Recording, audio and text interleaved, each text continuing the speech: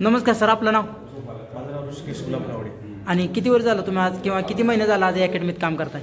अकॅडमीत मला गेले 2-3 वर्ष झाले मी काम करतोय. आणि आज रॉयल अकॅडमीने आज जे रक्तदानाचा जे आज कार्यक्रम किंवा फंक्शन ठेवला, आज बरेचसे लोकांनी रक्तदान पण केलं.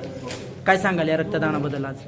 रक्तदानाबद्दल प्रथम सांगायचं ठरलं तर रॉयल अकॅडमी नारायणगाव, तसंच राज्य प्रतिष्ठान नारायणगाव आणि शिवस्मारक समिती नारायणगाव यांच्या आयोजनातून हा रक्तशिबिर कार्यक्रम आयोजित केला आहे.